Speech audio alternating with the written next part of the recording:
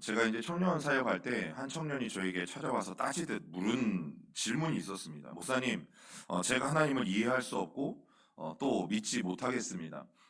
도대체 뭐 때문에 그러는지 제가 물어봤을 때 그 청년의 대답은 그거였어요. 세상에 흉악한 사람들이 그렇게 많은데 왜 하나님은 그런 사람들도 용서한다라고 말씀하십니까? 그렇게 큰 죄를 짓고 그렇게 흉악한 사람들이 사람들조차도 용서해 주시는 하나님을 저는 도무지 이해할 수 없고 저는 도무지 믿을 수가 없습니다라는 말이었어요. 그런데 이 그 청년의 사실 이 질문이 왜 저에게 그런 질문을 던지는지 저는 알고 있었죠. 이 친구는 3대째 예수 믿는 집안의 청년이었어요. 그 청년은 지금까지 살아오면서 뭐 감옥에 잡혀갈 일도 없었고 경찰서에 끌려갈 일도 없었고 사회적으로 이렇다 할 잘못할 일이 없었던 거죠. 그러니 자신과 그런 흉악범들을 비교해 볼 때 저 흉악범들은 누가 보아도 죄인이잖아요. 그런데 그 죄인들이 나와 똑같이 하나님 앞에 기도했을 때 하나님의 용서를 받고 또 다시금 하나님 안에서 회복되어진다는 사실을 여러분 그는 받아들이기 싫었던 것이에요. 마치 오늘 이 누가복음에 나오는 첫째 아들과 같이 도무지 집 나간 둘째 아들이 돌아왔을 때 환영해주지 않고 용납해주지 않았던 모습이 여러분 그 청년 안에 있었는데 여러분 그 청년이 모르고 있었던 게 무엇일까요? 우리는 지난 시간에 분명히 나누었어요. 이 세상에 우리 모두는 죄인이다. 둘째 아들과 같이 전형적인 죄의 모습을 가지고 아버지의 품을 떠난 그런 죄인이 있고 또 첫째 아들과 같이 거룩한 모습, 종교적인 모습을 하고 있지만 여전히 종교적인 모습을 띠고는 있으되 죄인인 첫째 아들과 같은 죄인이 있는 것을 우리는 분명히 배웠어요. 여러분 이 땅에 있는 모든 사람들은 둘째 아들과 같은 죄인이든지 아니면 첫째 아들과 같은 죄인이든지 이 죄인이라는 사실에서 여러분 빠져나갈 수 있는 사람은 아무도 없다라는 사실이죠. 여러분 하나님께 용서받지 못할 죄가 있을까요? 우리는 예수님이 십자가에 달려서 돌아가실 때 그와 함께 십자가에 매달렸던 여러분 죄수들을 기억해야 돼요. 여러분 두 죄수 중에 한 죄수가 예수님께 뭘 고백합니까? 예수님, 저도 주님과 함께 하나님의 나라에 이를 수 있습니까? 여러분 주님이 그 마지막 숨을 거두기 직전에 죄수에게 무엇을 선포하셨어요? 오늘 너도 나와 같이 낙원에 있을 것이라고 여러분 예수님은 분명히 말씀하셨어요. 여러분 십자가에는 아무나 달리지 않죠. 여러분 로마라는 나라에 반역을 하거나 아니면 정말 죽을 죄를 지은 흉악범들만 여러분 십자가에 달리게 되어져 있어요. 그러면 그 십자가에 달려서 예수님께 용서를 구했던 한 사람도 그 죄가 어떤 죄인지를 분명히 알 수는 없지만 너무나 큰 죄였다라는 것을 우리는 알 수 있죠. 그런데 그는 죽기 직전에 예수님께 용서를 받고 하나님의 나라에 함께 이르는 놀라운 일이 여러분 그 죄인에게 벌어졌다라는 사실이에요. 여러분 하나님께 용서받지 못할 죄는 없습니다. 그리고 하나님께 용서받지 못할 사람도 없어요. 그러나 우리가 그 용서에는 한 가지 중요한 전제 조건이 있어야 합니다. 그것은 바로 회개라는 거예요. 그런데 그 회개가 그냥 회개가 아니라 하나님이 인정하시는 회개, 하나님이 진정으로 받아들일 만한 참된 회개여야지 하나님은 어떤 죄도 용서하시고 또 하나님은 어떤 사람도 용서하신다라는 사실이에요. 여러분 오늘 본문은 돌아온 탕자 비유에서 이제 후반부가 시작되어지는 시점이에요. 여러분 탕자에게 뭔가 엄청난 변화가 일어납니다. 그 변화가 무엇입니까? 그가 집을 떠날 때는 다시는 돌아오지 않을 것처럼 떠났어요. 모든 것을 뒤로하고 정말 뒤돌아보지 않고 고향을 떠나왔던 이 탕자가 무슨 영문인지 다시 아버지의 집으로 돌아가겠다라고 결단을 하게 되어진 거죠. 여러분 우리는 교회 안에서 이런 갑작스러운 회개를 접할 때가 있어요. 분명히 교회가 싫다고 교회를 시끄럽게 하고 나갔는데 머지않아 돌아오는 사람들을 만나게 되어져요. 그러면서 우리가 어떤 생각을 하냐면 야 저거 순수한 거 맞아? 야 저 사람 또 돌아와가지고 또 교회를 시끄럽게 하고 혼란스럽게 하는 거 아니야? 혹시 궁지에서 벗어나 보려고 수작 하나 부리는 거 아니야? 여러분 이런 생각들을 우리는 충분히 가질 수 있어요. 아버지한테 온갖 상처와 수치는 다 안겨주고 제멋대로 떠날 때는 언제고 이제 와서 회개한답시고 다시 돌아와? 저 사람의 마음이 진심일까? 저 사람의 마음을 우리가 믿어줄 수 있을까? 여러분 그런 생각이 우리에게 들 수 있는 거죠. 그런데 우리가 오늘 말씀을 다시 한번 자세히 들여다보면 탕자가 아버지 앞에서 진중한 모습으로 회개하고 있다는 사실을 여러분 우리는 분명히 깨닫게 돼요. 그래서 전반부는 탕자가 하나님을 떠난 인간의 죄악된 모습에, 죄인된 모습에 좋은 본보기였다면, 이제 오늘부터 나눌 이 후반부는 탕자가 하나님 앞에 돌아오는 회개, 그 회개가 어떤 것인지를 우리에게 분명히 보여주는 좋은 예가 되어져요. 여러분, 오늘날 값싸고 열매 없는 회개가 교회 가운데 얼마나 난무하는지 여러분 아십니까? 하나님 앞에 회개했다는 한마디로 내가 하나님 앞에 회개했다라고 살아가는 사람들이 여러분 교회 안에 얼마나 많은 줄 아십니까? 여러분, 정말 그런 시대에 하나님이 진짜 기뻐하시는 회개의 자세, 회개의 태도가 무엇인지 여러분 오늘 우리가 이 말씀을 통해서 함께 살펴보고자 하는 것이죠. 여러분, 막다른 골목에서 모든 소망이 사라져간 것처럼 보였던 그 순간 이 탕자가 제정신을 차리게 되어져요. 그래서 그 말씀이 성경에 이에 스스로 돌이켜라고 기록하고 있는데, 여러분 대부분 영어 성경을 보면 이 부분이 he came to himself라고 되어 있어요. 이 말의 뜻이 뭐냐면 정신이 돌아왔다라는 거예요. 비로소 이제 그 사람이 정신을 차리고 제 정신이 되었다라는 뜻이에요. 여러분, 회개하기 전 탕자의 모습이 어땠어요?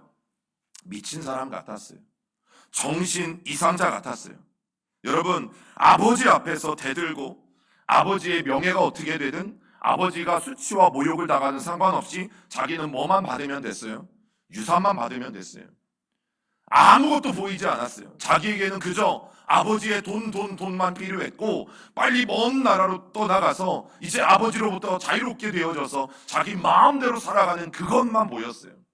그러다 보니까 아버지 앞에 유산을 요구하던 이 탕자의 모습은, 둘째 아들의 모습은 미친 사람과 다를 바 없었고 정신 이상자와 다를 바 없었던 거죠. 여러분, 그게 죄예요. 죄의 본질은 본질적으로 비이성적이에요. 여러분, 그게 죄예요. 그래서 죄 짓는 사람들을 보면 정말 뭔가에 씌운 것처럼, 뭔가에 씌인 것처럼 앞뒤 돌아보지 않고 행동하는 모습들을 여러분 우리는 보게 되어지죠. 그리고 죄를 짓고 난 후에는 어떻게 됩니까? 죄가 우리에게 더 좋은 것, 더 풍족한 것, 더 훌륭한 것을 줄 것처럼 말하지만 결국에는 뭐만 남아요? 후회만 남고, 그리고 절망만 남고, 또 두려움만 남는다라는 사실이죠.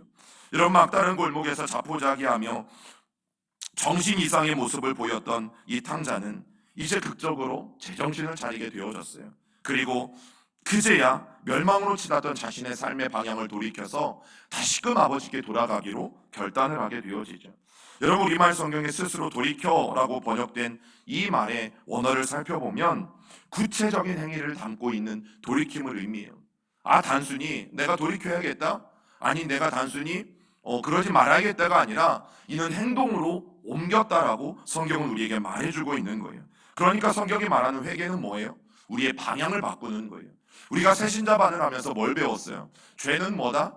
헬라어로 하마르티아이다. 죄는 인간의 중심이 하나님이라는 관역에서 벗어난 것, 그것이 죄라고 우리가 함께 나누었었죠. 그러면 여러분, 회개는 뭐예요? 잘못된 방향에서 그 방향을 바로잡고 돌이키는 것, 여러분 그것이 회개예요. 오늘 이 둘째 아들이 우리에게 보여주는 것은 아버지께로 다시금 그의 방향을 돌렸잖아요. 그러면 오늘 그리스도인들이 해야 되는 회개는 뭡니까? 하나님의 관역에서 빗나간 우리의 모든 방향이 다시금 하나님께로 그 방향을 돌이키는 것, 여러분 그것이 오늘 성경이 우리에게 말해주는 회개인 것이에요. 탕자의 죄는 아버지와 의절하고 아버지의 집을 떠나서 먼 나라로 갔던 것이 탕자의 죄입니다. 반면 회개는 이제는 정신을 차리고 다시 아버지의 집으로 돌아가는 것, 여러분 그것이 회개인 것이에요. 그러면 오늘날 그리스도인들의 죄는 뭐예요? 하나님과 의절하고 하나님을 떠나서 자기 마음대로 살아가는 것.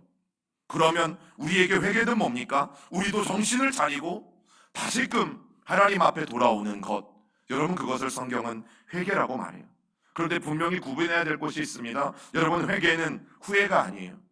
회개는 슬픔과 같은 감정을 가지는 그런 일시적인 변화를 얻는 것들이 아니에요. 물론 진정한 회개에는 눈물도 나오고 슬픔도 나오고 또 후회도 나와요.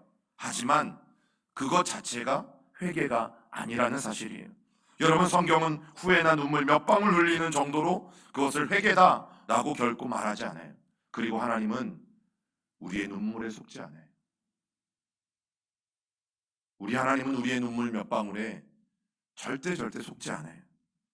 회개는 돌이키는 거예요.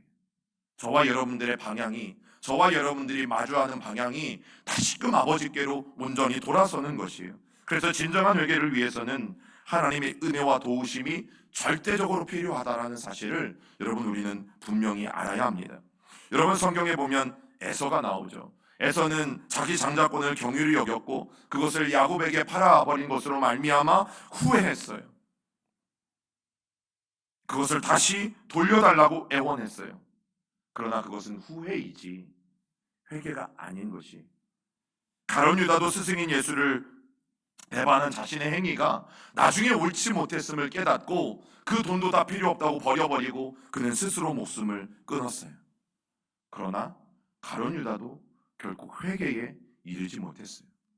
여러분, 후회는 회개가 아니에요. 이러지 말걸, 이러지 말았어야 했는데, 내가 그때 그러지 말았어야 했는데, 여러분, 절대 후회는 회개가 될 수 없어요. 그러면 오늘 이 말씀을 통해서 정말 성경이 우리에게 말해주는 참된 회개가 무엇인가? 여러분, 더 이상 저와 여러분들도 하나님이 싫어하시는, 또 회심을 회개라고 오해하지 아니하고 정말 하나님이 우리 가운데 원하시고 바라시는 그 회개의 자리 가운데 언제라도 나갈 수 있기를 간절히 소망합니다. 여러분, 첫 번째 참된 회개는 무엇일까요? 정확한 자기 발견과 하나님에 대한 태도가 바뀌는 거예요. 내가 어떤 사람인지를 정확하게 인식하고 그 다음에는 아버지에 대한 태도가 바뀌는 것이 회개라는 거죠. 여러분, 참된 회개는 감정적인 후회나 슬픔과 확실히 구별되는 것이 있는데 그것이 합당한 열매가 맺는다라는 사실이에요. 여러분, 참된 회개에는 합당한 열매가 따릅니다. 여러분, 탕자가 제정신이 들자마자 어떤 고백을 합니까? 우리 누가복음 15장 17절 같이 읽어봅니다. 시작. 이에 스스로 돌이켜 이르되 내 아버지에게는 양식이 풍족한 불꾼이 얼마나 많은가, 나는 여기서 주려 죽는구나. 여러분, 아버지의 집을 박차고 나올 때까지만 해도 탕자에게 있어서 아버지는 어떤 존재였어요? 완고하고 자기 고집만 부리고, 요즘 말로 하면 꼰대 같고, 자신을 속박하고 자신의 자유를 억누르고 그렇게 귀찮은 존재가 아버지였어요. 그런데 집을 나와서 온갖 고생을 다하고 이제야 정신을 차려보니까 오늘 탕자의 생각이 바뀌고 있는 것을 보게 되어져요. 어떻게 바뀝니까? 야, 아버지의 집에는 날품 파리와 같은 품꾼들까지도 풍족하게 풍요롭게 살아가는데, 아버지의 집에는 그런 품꾼들조차도 아버지는 친절하게 대해주시고 관대하게 대해주시고 인정 많게 대해주셨던 것을 여러분 그제야 떠올렸어요. 여러분, 이것이 오늘 탕자에게 일어나고 있는 아버지에 대한 태도가 바뀌고 있는 장면이에요. 여러분, 어느 나라든 어떤 문화든 이 날품팔이 품꾼은요, 굳이 어떤 계급을 따지자면 그 사회에서 가장 밑바닥에 있는 사람들이에요. 그리고 하루 벌어서 하루 먹고 살아가는 사람들이에요. 여러분, 그런데 탕자가 생각해 보니까 자기는 돼지치기 신세가 됐잖아요. 그런데 돼지치기 신세가 되어서 살아가는데 돼지는 쥐엄 열매라도 먹고 살아가는데 자기는 그 쥐엄 열매라도 못 먹고 있어요. 그때 생각난 게 뭐예요? 아버지의 집에 있었던 품꾼들.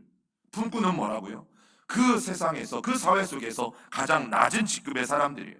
그런데 대부분 품꾼들은 근근히 먹고 살았습니다. 그냥 주인이 주는 만큼 근근히 먹고 살았어요. 그런데 뭐라고 고백해요? 아버지의 집에는 품꾼들이 풍족했어요. 그제서야 생각이 난 거예요. 여러분, 탕자는 자신이 아버지의 집을 떠나서 먼 나라에서 품꾼과 같은 삶을 살고 나서야 비로소 아버지의 풍성하심과 아버지의 인자하신 모습이 그제서야 떠올렸던 것이, 먼 나라에서는 어땠어요? 자기가 돈이 있을 때는 많은 사람들이 와서 정말 가장 친한 믿음의 친구인 것처럼 행사하다가 이제 돼지치기 신세가 되어 있을 때 아무도 도와주지 않았잖아요. 아무도 그를 거들떠보지도 않았고, 심지어 돼지가 먹는 음식조차도 이 탕자에게는 허락되어지지 않았었잖아요. 여러분, 그리고 또 하나 중요한 게 있어요. 나는 여기서 주려 죽는구나 하고 말하는 이 탕자의 고백을 보면 그가 자신의 처지를 이제서야 제대로 인식하고 있다는 사실이. 어떻게 해요? 아버지가 없으면 나는 죽을 수밖에 없는 존재구나. 아버지가 없으니 나는 여기에서 죽을 수밖에 없는 존재구나. 자기의 처지를 여러분 분명하게 인식하기 시작했어요. 그래서 탕자의 회개가 참된 회개라고 말할 수 있는 거예요. 여러분, 참된 회개에 이르지 못한 사람들은 언제나 어떤 생각을 하는 줄 아십니까? 자기가 아무리 궁핍한 상황 가운데 처해 있어도 자기의 상황을 솔직하게 고백하는 것을 꺼려해요. 아직까지 자존심이 살아있거든요. 아직까지 내 힘으로 내 방법으로 아직까지 할 수 있다라고 생각하고 있기 때문이에요. 여러분, 바리새인과 서기관들을 보세요. 이들은 늘 교만함이 넘쳐났던 사람들인데 이들이 제일 하기 싫은 게 뭔지 아세요? 자기의 죄를 인정하지 않는 거예요. 여러분, 이것이 교만한 사람들의 특징이에요. 교회 안에 모두가 다 염소고 나만 양이라니까요. 교회 안에 모두가 다 죄인들이고 나만 의인이라고 생각하는 거예요. 여러분, 이런 사람들은 절대 죽는 게 낫지 자신의 죄를 절대 인정하고 싶지 않는단 말이죠. 여러분, 만약 우리의 태도가 이렇다면 우리는 절대 하나님의 용서를 경험할 수 없어요. 그리고 하나님이 우리에게 주시고자 하시는 회복도 경험할 수 없어요. 여러분, 탕자의 이 자주 섞인 고백의 참된 회개에 나타나는 특징, 아버지 하나님에 대한 분명한 태도 변화, 그리고 자기 자신이 하나님 없이는 살아갈 수 없는 존재라는 분명한 인식을 갖는 것, 여러분, 그것은 그래서 중요한 것이에요. 여러분, 회개하기 전에 이 죄인들의 모습이 어떠한 줄 아십니까? 늘 그런 하나님의 존재를 귀찮게 여기죠. 하나님 오늘도 말씀으로 나를 얽매인다. 맨날 말씀으로 헌신만 하라고 하냐? 왜 말씀으로 맨날 이런 것만 하라고 하냐? 그런 하나님이 답답하고 하나님이 군림하는 것 같고 귀찮게 여겨져요. 그리고 하나님 없이도 얼마든지 이 세상을 살아갈 수 있을 것처럼 사람들이 말하고 이야기합니다. 하지만 참된 회개를 하는 사람들의 모습을 보면 결국에는 깨달아요. 하나님의 인자와 자비하심이 없으면 나는 아무것도 아니라는 사실을 분명히 깨닫게 되어지죠. 여러분, 그처럼 참된 회개는 어떤 것입니까? 나에 대해서 보는 시선이 바뀌어요. 그리고 하나님에 대해서 오해하고 있는 시선도 바뀌어요. 여러분, 그것이 참된 회개가 일어나는 사람들에게 근본적으로 일어나는 변화예요. 여러분, 참된 회개는 상투적이지도 않고 일시적인 기분 전환도 아니죠. 우리가 눈물 몇 방울 흘리고 자리에서 일어나는 것, 그리고 잘못했다고 한마디 하나님께 던지는 것도 아니에요. 여러분, 참된 회개는 매우 강력합니다. 참된 회개는 예리합니다. 그래서 우리의 잘못된 이 정신 상태도 완전히 새롭게 개조할 만큼, 또 우리의 삶의 태도를 완전히 바꾸어 놓을 만큼 참된 회개는 저와 여러분들에게 분명한 변화와 방향 전환. 오늘 중요한 단어는 저는 방향 전환이라고 생각해요. 하나님 앞에 분명히 우리의 삶을 돌이키는 일들이 일어나는 것이죠. 여러분, 그래서 에스겔 11장 19절과 20절에 보면 이런 말씀이 있습니다. 읽어봅니다. 내가 그들에게 한 마음을 주고 그 속에 새 영을 주며 그 몸에서 돌 같은 마음을 제거하고 살처럼 부드러운 마음을 주어 내 율례를 따르며 내 율례를 지켜 행하게 하리니 그들은 내 백성이 되고 나는 그들의 하나님이 되리라. 우리 가운데 참된 회개가 일어나면 돌같이 딱딱한 마음, 굳은 마음, 내 마음의 어떤 잘못된 마음을 하나님이 완전히 수술하셔서 어떻게 해요? 새로운 영을 오늘 저와 여러분들에게 부어주실 것을 약속하셨어요. 여러분, 오늘 주일 아침은 우리 모두에게 이런 아침이 되어야 돼요. 어떤 마음이든지 잘못되고 하나님이 원하시지 않는 우리의 마음들이 우리의 참된 회개를 통해서 온전히 수술되어서 하나님의 새 영이 우리 가운데 다시금 심어지는 그런 아침이 오늘 이 아침이 될 수 있기를 간절히 부탁을 드립니다. 여러분, 참된 회개만이 진짜 회복을 우리에게 가져다 줘요. 그리고 두 번째, 참된 회개는 하나님께 통회하는 심령을 갖는 것이. 누가복음 15장 18절을 같이 읽어봅니다. 내가 일어나 아버지께 가서 이르기를 아버지, 내가 하늘과 아버지께 죄를 지었사오니. 여러분, 그가 가장 먼저 아버지에게 가서 그런 시나리오를 짜고 있는 거죠. 내가 아버지에게 가장 먼저 가면 하늘과 아버지께 죄를 지었다고 말해야겠다. 여러분, 그런데 오늘 이 말씀을 보세요. 아버지에게 죄를 지은 거잖아요. 지금 아버지에게 수치와 명예에 대한 모욕을 안겨주고 나온 거잖아요. 그런데 오늘 탕자는 뭘 고백해요? 하늘과 아버지께 죄를 지었다. 여러분, 여기에서 말하는 하늘은 누구예요? 하나님이세요. 당시에는 하나님이라는 이름을 쓸 수도 없었고 그리고 부를 수도 없었기 때문에 그에 대한 완곡한 표현으로 하나님 대신에 하늘이라는 표현을 이 둘째 아들이 사용하고 있는데, 그는 먼저 내가 하나님께 죄를 지었습니다, 그리고 아버지에게도 죄를 지었습니다 라고 말하고 있는 거죠. 여러분, 탕자는 알았어요. 자기의 스스로의 존재가 얼마나 미천한지를 스스로 자각하고 난 후에 이 죄는 단순히 내가 아버지에게 불의를 저지른 것만이 아니라 하나님에게도 범죄를 저지른 것이라는 것을 그가 분명히 깨닫게 되어진 것이죠. 여러분, 지금 자신은 아버지에게 잘못하고 있는 것이 아니라 하나님께 잘못하고 있는 것임을 분명히 자각하게 되어진 것이에요. 여러분, 탕자뿐 아니라 우리가 인생을 살면서 인간관계 속에서 잘못할 때가 있잖아요. 저도 누군가에게 실수를 할 때가 있고, 여러분들도 삶을 살면서 가족 안에서 아니면 성도들 안에서 서로 부딪히고 또 서로 잘못을 저지를 때가 있잖아요. 그런데 그 근본적인 문제는 무엇일까요? 하나님과의 관계에서 비롯된 거예요. 여러분, 우리도 생각하잖아요. 내가 저 사람한테 잘못된 죄면 제가 곽고사님한테만 가서 사과하면 끝나잖아요. 여러분, 이게 세상의 법칙이죠. 굳이 내가 한 사람에게 잘못했는데 뭐하러 하나님 앞에 가서 회개를 합니까? 그런데 오늘 성경은 우리에게 분명히 말해주는 것이 그것이, 인간관계에서 잘못을 저질렀든 네가 어떤 상황에서 잘못을 저질렀든 그것은 근본적으로 하나님과의 관계에서 잘못을 저지른 것임을 우리에게 분명히 말해줘요. 그래서 오늘 이 둘째 아들은 하나님께도 자기가 죄를 지었음을 분명히 말하고 있어요. 여러분, 그리고 반드시 당사자에게도 용서를 구하는 것이 필요해요. 여러분, 그것이 오늘 성경이 말하는 통회하는 심령이에요.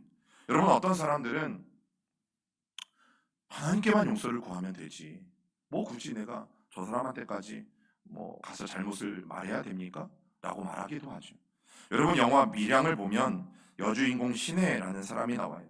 그런데 이 신혜가 하나밖에 없는 아들이 유괴를 당하게 되었고 결국에는 싸늘한 죽음으로 돌아오게 됩니다. 그런데 알고 보니까 그 범인은 같은 동네에서 웅변 학원을 하던 원장이었어요. 마음을 잡을 길이 없던 이 주인공이 결국에는 교회를 가게 되어졌고, 그가 신앙을 통해서 마음의 평화도 찾고, 그리고 이제는 유괴범을 용서하겠다고 사람들에게 말할 수 있는 그런 마음의 상태까지 이르게 되었어요. 자, 그런 주인공이 이제 교도소를 찾아가서 이 유괴범을 만나는데, 이 유괴범의 말을 듣고 사실은 큰 혼란에 빠집니다.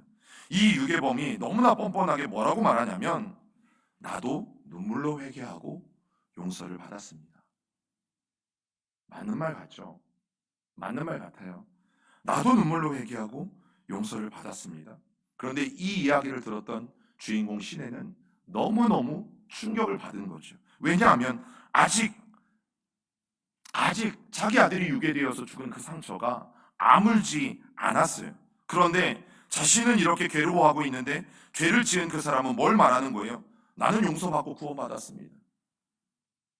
여러분, 그 말을 듣고 이 주인공이 왜 이렇게 심한 내적 갈등을 겪게 된 것입니까? 자기에게는 와서 단 한마디 용서를 구한 적이 없기 때문이에요. 자기에게는 찾아와서 내가 정말 잘못했습니다, 내가 당신의 아들을 유괴하고 죽게 만들었습니다, 나를 어떻게 하셔도 좋고, 이런 말을 단 한마디도 한 적이 없기 때문이에요. 여러분, 당사자에게 어떤 말도 하지 않은 것 때문에 이 주인공은요, 결국엔 또다시 큰 혼란에 빠져요. 여러분, 그런데 이게 그리스도인의 모습이잖아요. 하나님 앞에만 용서를 구하면 되지. 또 때로는 그래, 당사자에게 용서를 구하지 하고 가서 용서를 구하는 척해요. 여러분, 내가 당사자에게 용서를 구할 때, 내가 잘못한 사람에게 용서를 구할 때 언제 용서가 되는 것이에요? 한 번 갔을 때? 세 번 갔을 때? 10번 갔을 때? 언제요? 상대방 용서를 허락했을 때, 그때 용서가 되어지는 거예요. 여러분, 오늘 탕자가 통회하는 심령을 갖는다는 것은 하나님과 그리고 자기가 직접적으로 죄를 저지른 자기 아버지에게 정말 잘못했음을 고백하고 오늘 나가기로 결정하는 것이에요. 여러분, 그것이 참된 회개의 모습이에요. 우리가 누군가에게 잘못했다면 하나님 앞에도 회개하고 그 사람에게 가서 반드시 용서를 구하셔야 돼요. 몇 번이건 찾아가서 그 사람이 용서합니다 라고 말할 때까지 여러분 우리는 용서를 구할 수 있어야 돼요. 그것이 성경이 말하는 참된 회개입니다. 세 번째 참된 회개는 내가 은혜 받을 자격이 없음을 깨닫는 것이에요. 누가복음 15장 19절을 같이 읽어옵니다. 지금부터는 아버지의 아들이라 일컬음을 감당하지 못하겠나이다. 나를 품꾼의 하나로 보소서 하리라 하고, 여러분 탕자는 아버지를 만났을 때 뭘 그의 마음 가운데 고백하냐면 나는 아버지의 아들이 아니라 품꾼의 하나로 여겨달라고 말하기로 결정합니다. 여러분 참된 회개가 뭐냐면 언제나 나는 어떤 호의도 어떤 은혜도 받을 만한 자격이 없는 사람인 것을 깨닫게 되어지는 거예요. 나는 용서받을 자격도 없다. 나는 아들로서 어떤 것도 요구할 수 없다. 나는 다시금 아버지 앞에 섰을 때 무엇을 해달라고 그런 것을 요구할 수 있는 권리조차도 없다. 내가 절대 용서받을 수 없는 죄인인 것을 여러분 분명히 아는 것이 우리에게 필요한 거죠. 여러분 그가 아버지의 집으로 돌아가기로 결심하면서 이전처럼 아들로서 다시금 떳떳하게 해달라고 요구하지 않았어요. 여러분 벼룩도 낯짝이 있다는 말이 있죠. 탕자가 제정신을 차리고 보니까 자기가 집을 떠나올 때 아버지에게 했던 행동이 얼마나 잘못된 행동이었고 아버지뿐만 아니라 자기의 가족과 자기 마을 공동체에 얼마나 큰 충격과 수치와 모멸감을 주고 왔던 행동인지를 그가 비로소 깨닫게 되어진 거죠. 여러분 그런 상황에서 다시금 제정신이 돌아왔을 때 그는 결단한 거예요. 나는 아들로서 자격이 없다. 나는 이 세상에서 가장 밑바닥에 속하는 품꾼의 하나로 여겨지는 것만으로도 족하다. 그리고 그가 다시금 돌아가기로 결정했을 때는요, 그가 고향에 돌아갔을 때 받아야 되는 수치, 받아야 되는 모멸감, 받아야 되는 손가락질, 비판들, 이 모든 것을 다 감수하기로 결정하고 그는 돌아가는 것이에요. 여러분 탕자는 자신이 아버지의 집으로 돌아가서 어떤 수치를 당한다 한들 돼지치기보다 못하지 않을 거라고 생각했어요. 돼지치기가 얼마나 힘들었는지, 그것이 얼마나 인간으로서 참을 수 없는 치욕이었는지 품꾼으로 여겨지는 것이 더 행복하다라고 생각했던 것이. 여러분 탕자는 아무것도 기대하지 않았어요. 그리고 이전에 누리던 어떤 특권도 요구하지도 않았던 거죠. 두 손 두 발 다 들고 무조건 나는 아버지 앞에 항복입니다. 그 모습을 가지고 오늘 나아가고 있는 것이에요. 여러분 탕자는 자기의 죄를 고백했을 뿐만 아니라 이제 하나님의 자비하심 앞에 또 하나님의 그 인자하심 앞에 자신의 모든 운명을 맡기고 있어요. 아버지가 품꾼조차로도 받아주지 않는다면 그것까지도 용납할 마음을 가지고 오늘 탕자는 아버지께로 가기로 결정하는 거예요. 여러분 그게 참된 회개죠. 내가 하나님 앞에 회개하면 무엇을 다시 주실까? 무엇을 다시 얻을 수 있을까? 여러분 그건 진짜 나중 문제예요. 지금 내 처지를 안다면, 지금 내가 얼마나 하나님 앞에 잘못했는지를 안다면 여러분 감히 먼 훗날 나에게 이런 것들이 다시 주어지겠지, 나에게 이런 것들이 다시 회복되겠지, 여러분 감히 상상할 수 없는 거죠. 마지막 네 번째 참된 회개는 내 잘못에 대해서 기꺼이 책임지려는 자세를 갖는 것이에요. 책임지려는 자세를 갖는 것. 여러분 탕자는 이전에 누리던 아들의 신분으로서가 아니라 품꾼의 하나가 되어서 일평생 아버지께 봉사하기로 결정했어요. 여러분 품꾼은 헬라어로 하면 미스디오스라는 말인데 고용된 종이라는 뜻이에요. 우리나라 말로 하면 날품팔이가 훨씬 더 잘 어울려요. 날품팔이. 하루 벌어서 하루 먹고 살아가는 사람들의 신세. 그런데요 당시에 이 날품팔이는 최소한의 금액만 주어졌어요. 한 데나리요. 최소한 그와 그의 가족이 겨우겨우 먹고 살 만큼의 최소한의 금액만을 주어졌어요. 여러분 그것도 주면 감사한 거고요, 안 주면 어쩔 수 없는 거고. 날품팔이가 뭐예요? 오늘 내가 일을 나갔는데 일이 있으면 돈을 벌 수 있는 건데요, 일이 없으면 그 한 데나리온조차도 받을 수 없는 거예요. 여러분 그런 인생을 살더라도 아버지 앞에 돌아가는 것이 좋다라고 그가 결정한 거예요. 그 이유가 뭡니까? 책임지려는 자세. 자신의 잘못된 과거에 대해서, 과거에 아버지께 저질렀던 그 흉악무도한 일 가운데서 자기가 아무런 자격도 없고 또 책임져야겠다라는 그 자세를 가지고 있기 때문에 품꾼의 하나로 여겨달라는 고백을 하고 있는 것이에요. 여러분, 품꾼은 사회적으로 그런 위치라는 것, 정말 가장 낮은 위치에 있는 존재라는 것을 우리가 분명히 안다면, 오늘 이 탕자의 고백이 입에 발린 가짜가 아니라 그냥 즉흥적으로 순간의 위기를 모면하기 위해서 입에 발린 회개를 하는 것이 아니라는 것을 우리는 알게 되어질 거예요. 여러분, 탕자는 자신의 잘못에 대해서 진심으로 책임지고 싶었어요. 돌이킬 수만 있다면 내 과거의 잘못에 대해서 진심으로 회개하고 책임지고 싶었던 것이. 여러분, 우리는 회개하면 흔히 어떻게 해요? 주님, 회개합니다, 잘못했습니다 하고 말하고 죄송하지만 입으로만 때우는 경향이 많아요. 입으로만 때우려는 경향이 많아요. 하지만 회개는 반드시 자신이 저지른 죄악된 행동에 대해서 책임지려는 자세를 우리가 갖는 거예요.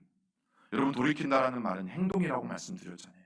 단순히 추상적이고 관념적인 단어가 아니라 돌이킨다라는 것은 행동이 동반되는 단어인 것을 분명히 말씀드렸잖아요. 탕자는 자신이 아버지의 집으로 돌아가려고 할 때 발생할 수 있는 모든 문제들, 여러분, 그 문제가 어떤 문제인지를 충분히 알고 있었어요. 명예를 최고의 가치로 여겼던 당시의 사회에서 감당할 수 없는 수치와 그 모욕을 아버지한테 안겨주고 떠나왔잖아요. 그러면 자기가 돌아갔을 때 그만큼의 모욕을 당해야 된다는 것도, 또 그만큼의 수치를 당해야 된다는 것도 그는 다 알고 있었어요. 그럼에도 불구하고 오늘 아버지께로 돌아가기로 결정하고 있는 거죠. 여러분, 자신이 그 수치를 감내하는 것만이 결국에는 다시금 가족의 명예, 아버지의 명예, 공동체의 명예를 회복시켜 줄 수 있다는 것을 여러분, 탕자는 알고 있었기 때문에 그가 다시금 돌아가기로 결단하고 있었다는 사실이에요. 여러분, 우리가 오늘 이 네 가지를 통해서 기억해야 될 것이 무엇입니까? 회심은 회개가 아니다. 회심은 하나님의 마음을 기쁘시게 할 수도 없고 또 우리에게 회복을 줄 수도 없다. 참된 회개만이 진정 하나님 앞에 기쁨이 될 수 있고 우리가 원하는 진짜 회복을 가져올 수 있다는 사실이죠. 참된 회개가 무엇이었습니까? 정확하게 내가 어떤 존재인지를 인식하는 것, 그리고 하나님 아버지에 대한 태도가 분명하게 변화되는 것, 그리고 두 번째는 하나님께 통회하는 심령을 갖는 것, 그리고 당사자에게도, 내가 잘못한 당사자에게도 정말 진심으로 용서를 구하는 것, 그리고 세 번째는 내가 은혜 받을 자격이 없다라는 사실을 분명히 알고 하나님 앞에 나아가는 것, 그리고 내 잘못에 대해서 기꺼이 책임지려는 자세를 갖는 것. 여러분, 만약에 제가 박 권사님에게 물질적인 피해를 입혔어요. 그럼 어떻게 해야 되는 줄 아세요? 권사님, 죄송합니다, 용서해 주세요로 끝나면 안 되는 거예요. 만약에 물질적인 피해를 입혔다면 그 물질에 대한 보상을 해야 하는 것이에요. 여러분, 그것이 책임지는 행위. 하나님께도 마찬가지고, 우리가 주님 앞에 회개할 때 하나님 잘못했습니다, 용서해 주세요 라고 끝나면 여러분, 그 회개에 대한 어떠한 반응도 하나님으로부터 오지 않아요. 내가 무언가를 잘못했다면 여러분, 하나님께도 우리는 갚아야 돼요. 하나님께도 우리는 책임지는 행동과 자세를 보여야만 해요. 혹 우리가 죄를 짓고 죄인된 삶을 살게 될 때 여러분, 하나님께 돌아오는 것만이 유일한 해결책인 것을 분명히 믿으셔야 합니다. 그리고 또 하나, 참된 회개만이 진정한 회복을 가져올 수 있다는 것을 여러분 분명히 마음에 새기시고, 혹 우리가 이런 상황이 처하게 되어질 때에 주님 앞에 무조건 두 손 들고 돌아올 수 있는 저와 여러분들이 될 수 있기를, 그러면 그 아버지도 무조건 우리를 받아주시고 환영해 주신다는 사실을 우리가 분명히 마음에 새기고 또 한 주간을 살아갈 수 있길 주님의 이름으로 간절히 축원합니다. 아멘.